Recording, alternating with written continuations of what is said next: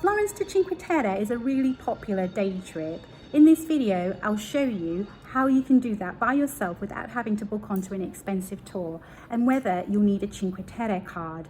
I'll also have a look at whether it's possible to stop in Pisa in that same day trip. And finally, if you watch to the end of the video, I'll do a breakdown of the costs so you can compare to doing a tour.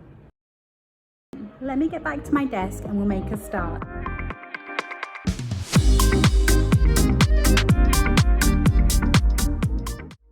If you've not joined me before on this channel, I'm Lucille. This is LaSpeziaGuide.com, and we're all about helping visitors come to the Spezia, Cinque Terre and the eastern Ligurian coast, getting kind of more insider information about what's going on, where to eat, where to go, how to get around. So let's get on with today's video. Okay, so let's break it down so we can make this as easy as possible. If you want to get from Florence to Cinque Terre, then usually the best route is to go via train, and we recommend that you book train tickets on Omio.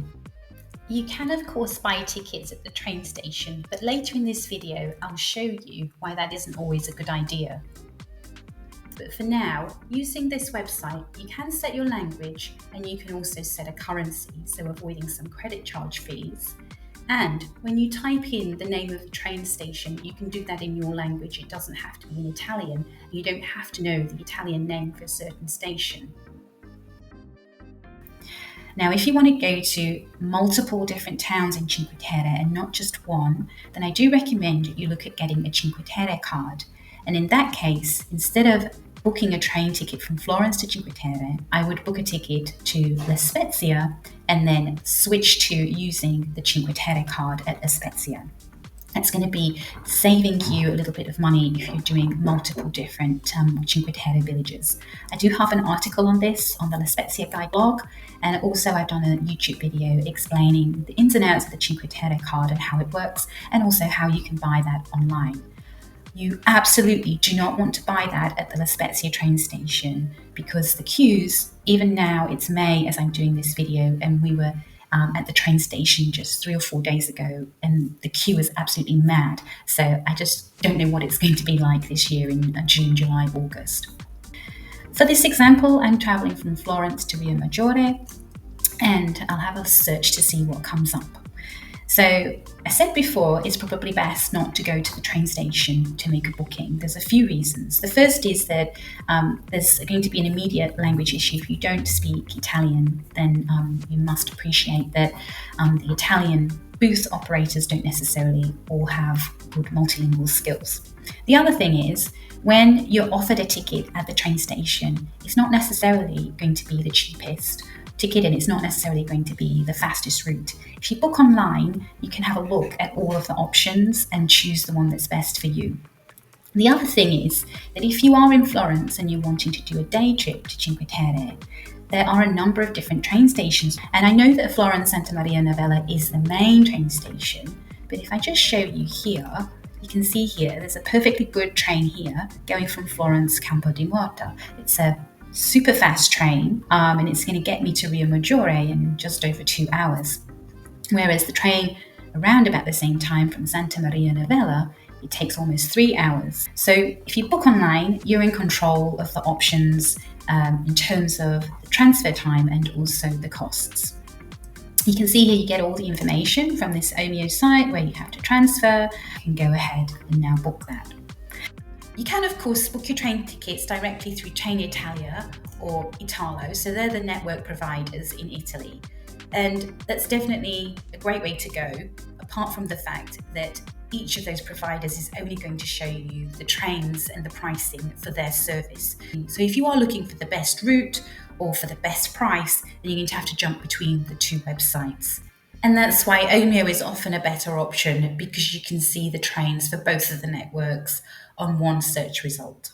If you're booking online, you will get an eTicket, which will be emailed to you, and that's what you will show to an inspector. You don't need to validate your e-tickets. Validation at the little green machines at the train stations is only really required for any paper tickets that you might have. It's really important you do the validation, because even if you've bought a ticket, you can still end up with a fine. Now, moving on to the actual day of travel.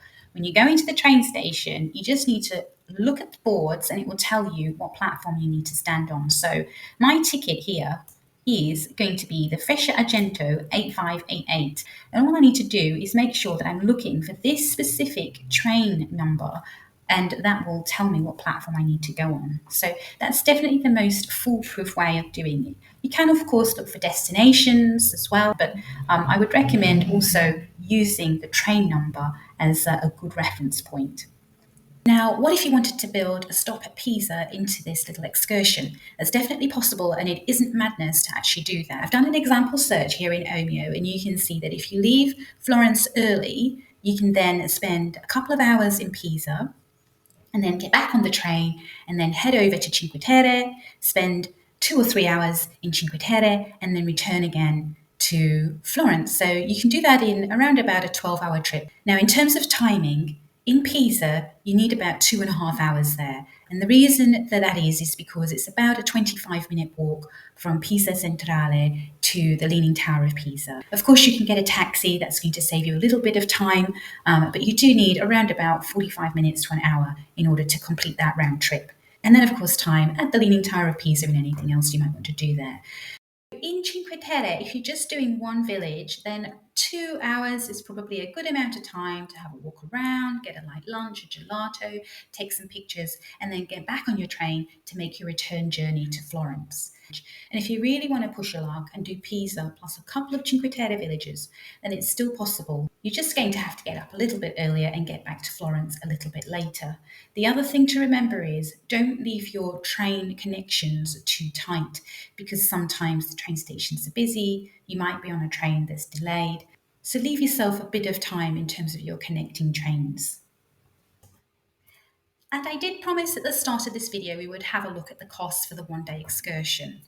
You can get a train ticket for around about €50, Florence to Cinque Terre return. And if that's all you're doing, then I really recommend you book in advance, because that's when you're going to get the best pricing. So another reason to have a look at Omeo rather than turn up at the train station on the day wanting to book your ticket. It's around about €50 for lunch in Cinque Terre at an average restaurant. So that will get you maybe a starter and then a pasta, or a starter and a meat or fish main course and a glass of wine. Should also throw in some miscellaneous costs for taxis, gelatos, all that kind of thing. And then if you wanted to do more than one Cinque Terre village, then you'll need the Cinque Terre pass, which is currently about €32 in peak season. So you're looking at about €120 to €150 for that trip, which compares quite favourably to a tour, especially when you factor in these prices wouldn't include your lunch. If you've got other questions about a Florence to Cinque Terre day trip, don't hesitate to put those in the comments below. So that's it. Now you know how to do your Florence to Cinque Terre trip without having to do a tour and saving yourself some money. If you like this content, please subscribe for more.